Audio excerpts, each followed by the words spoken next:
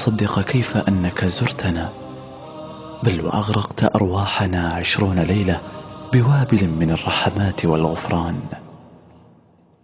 والآن تخبرني بأنك حزمت أمتعتك استعدادا للرحيل. أتريدني أن ألوح بيدي مودعا لأجمل أيامك يا رمضان؟ أو تريد مني أن أنتظر حولا كاملا لتعود بصحبة أشواقك؟ لا وربي، لا أقوى على البعد، لا أقوى. أيا جنات النعيم، أيا جنات النعيم، أتراني فزت بك وبأنهارك الجاريات وأشجارك اليانعات وحورك الساحرات، أم أنني لم أعتق من لظى النار بعد؟ أيا جنات النعيم، فلتخبر الله عني.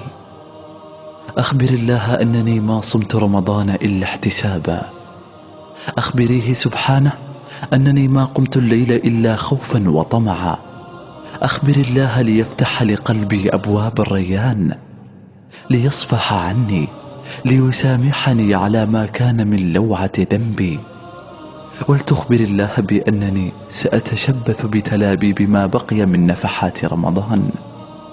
نعم، سأتعلق بها بكل قوتي. وحتى أنت يا رمضان، أتراك ستشهد لي يوم الزحام؟ أريدك أن تشهد لي بأنني سأفني عمري في أيامك العشر الباقيات.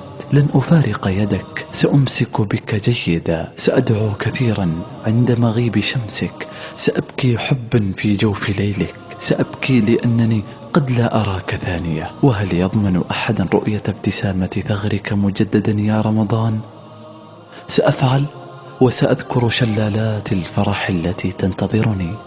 سأذكر بأن بعد صبري سأرى سندسا واستبرق، وحينها كيف ستقسو حياتي بعد رضاك يا الله.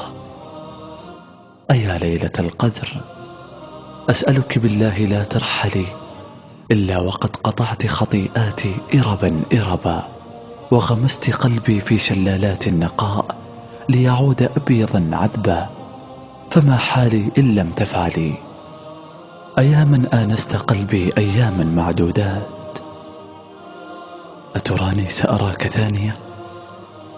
أوقن بأنك إن غبت عن ناظري فقد يكون لقاء أخيرا. لذا سأحبك يا رمضان في عشرك الأخيرات أكثر. سأحبك كما لم أفعل يوما، وسأرتجي يوما أقول فيه: عودا حميدا يا حبيبا طال غيابه، واشتاقت جدران القلوب لطهره. عودا حميدا يا حبيبا طال غيابه، واشتاقت جدران القلوب لطهره.